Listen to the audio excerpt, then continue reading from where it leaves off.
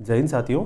Ayushman CPF card में कोई आपने क्लेम रेज किया, उसके बाद में कोई क्वेरी आती है, उसको आंसर कैसे करना है। तो रेज क्लेम से नीचे ट्रैक क्लेम से नीचे रीइंबर्समेंट पेंडिंग केसेस पे आप क्लिक करेंगे और फिर जो क्लेम नंबर है उस पर क्लिक करेंगे तो आपकी क्वेरी खुल जाएगी कि आगे से क्या क्वेरी उन्होंने रेज की है। उसको आंसर करने के लिए आप स्क्रॉल करके नीचे आइए और देखिए कौन सी स्टेज के ऊपर क्वेरी लगी है। ये जैसे हमने बिल भरा था, फार्मा बिल वगैरह, ये तो सबसे पहले देखो ये सुभाष सिंह मैंने अप्रूव बिल रेज़ किया था, फिर राहुल सिंह ने इसको ओके कर दिया और उसके बाद में राजदीप सिंह जो CPD है उन्होंने क्वेरी ये लगाई है, kindly provide prescription slip as per bill.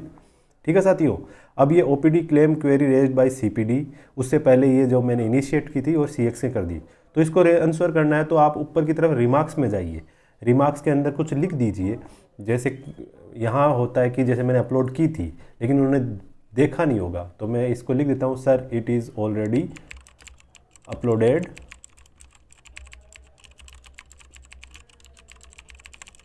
Sir. ठीक है, sir it is already uploaded sir. और फिर मैं एक बार चेक भी कर लेता हूँ वाकई यार मैंने अपलोड की है। नीचे आप एक्शन टाइप में आएंगे और अपडेट कर देंगे। उसके बाद में एक बार वापस देख लीजिए पूरी आपने जो बिल वगैरह, आपके अकाउंट नंबर नीचे से ऊपर तक आएंगे।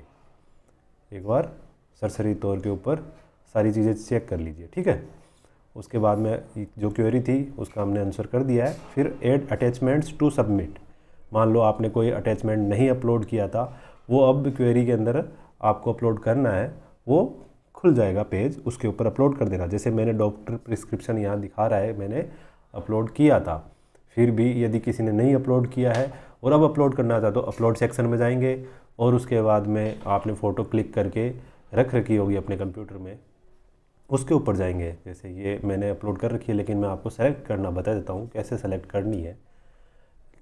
तो जैसे मान लो ये है, मैं इसको यहाँ ओपन करूँगा तो हो जाएगा लेकिन कर नहीं रहूँगा क्योंकि मेरे ऑलरेडी अपलोडेड है। इसको फिर आप जाके सबमिट कर देंगे और जो इंस्ट्रक्शंस लिखे हैं उसको एग्री कर देंगे और do you want to submit okay कर देंगे।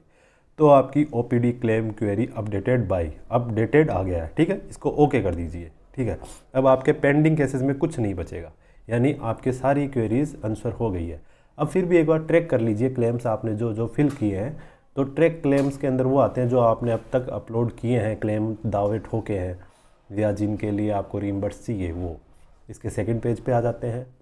नीचे जो मैंने रिसेंटली ऐड किए हैं बिल्स वो आता है। तो देखिए ये वाला था, इसकी क्वेरी थी, यहाँ लिखा हुआ आ रहा है OPD claim query updated by beneficiary. बाकी ये दूसरे बिल्स हैं मेरे 4-5, इनके ऊपर कोई क्वेरी नहीं है, ये अप्रूव हो गए हैं और ये जल्दी ही अकाउंट में आ जाएंगे। इससे पहले वाले लगभग अकाउंट में आ चुके हैं सारे के सारे।